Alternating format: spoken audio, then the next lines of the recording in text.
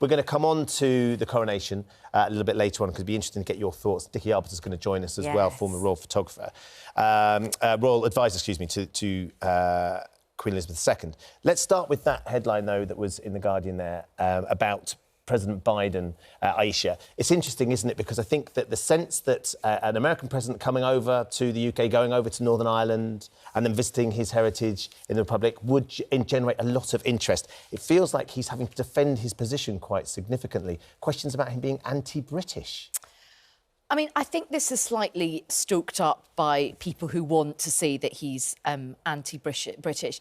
And I think it comes from the fact that he is so proud of his Irish ancestry. You know, he has spoken often about how his relative said, you know, the best drop of blood in you is the Irish. And, you know, I think a lot of people that do come from Ireland have got this very fierce, proud, you know, heritage. And he has got this tradition of being very proud of that. So I feel that it's also caught up, I think, in the wider politics about post-Brexit Britain and not getting this trade deal, which is just sadly a fact of life.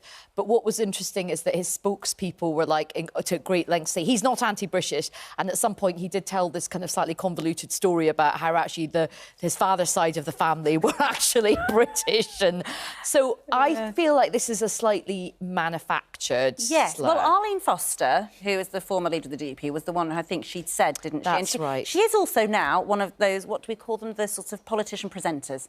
She's now gone on to be a presenter. Yes, exactly. I know. Imagine presentation. That was the word. Well, you're a polenta. No, very healthy brain. But the point, excuse me. But the point being, of course, that when politicians do then go into their second iteration of their careers, where they become presenters, they do, in a way, have to say things that. But you know the irony about Arlene Foster saying that he is not British.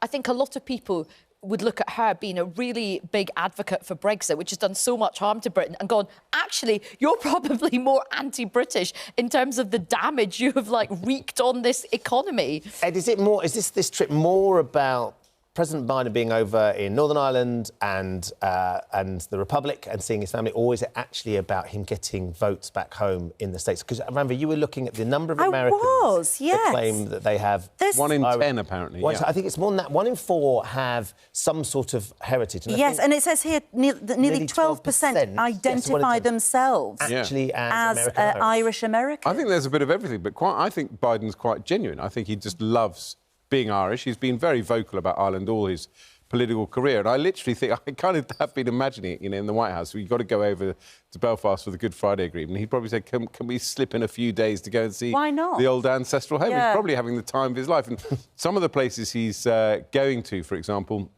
he's been to many times before. He's been as vice president. He went privately after he left office when Obama left office. So he's got a deep connection and he's very proud of it. And I think he's genuinely just wanted to spend some time in Ireland with his self-driving car. Yes. Can I just say, though, that rather odd, you know, shot of well, it might be an espresso, I don't know what they were drinking, but Biden and Rishi Sunak sitting there in a sort of hotel lobby. It does not help it was like the image. It made me remember of going on an away day with colleagues that I didn't know very well and waiting for the course leader to arrive, and you're sat there trying to make small talk. And they were also just deciding the right moment to go up to the hotel buffet. For the breakfast. Slightly overcooked scrambled eggs. It had that vibe of team building during. I expected to have a post-it note. Who are you? Who am I? I studied that photograph, the little round table. But you see, I wonder if, you know, now Biden's meeting Leo Varadkar today, the Taoiseach, and I wonder if you were there, you'd have the stopwatch out. How long is he going to spend with Leo Varadkar? Is he going to spend longer with him than he did with Rishi Sunak? But we do obsess about what American presidents think of us. And, you know, whenever a new president is elected, there's 3 days of newspaper coverage of who's going to get the first call. Well, I remember going with Theresa May when she was determined to be the first international statesperson to go and meet Trump. But also, I remember...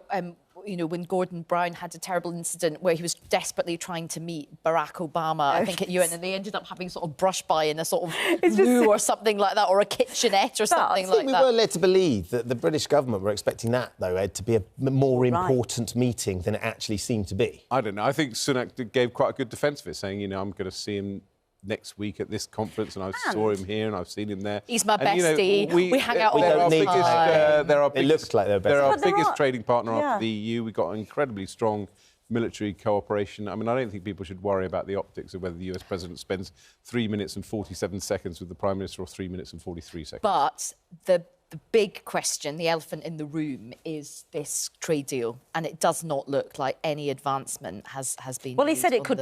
investment from American corporations could triple if Brexit is sorted. Yeah, and if the Windsor Protocol or whatever it's called these days... If the parties go back to Stormont, then he says there'll be a lot of investment, which is absolutely common sense, because if you've got a relatively stable political climate instead of this standoff when nobody is actually governing Northern Ireland, then if you're a business looking about where to invest, are you going to put it in Northern Ireland?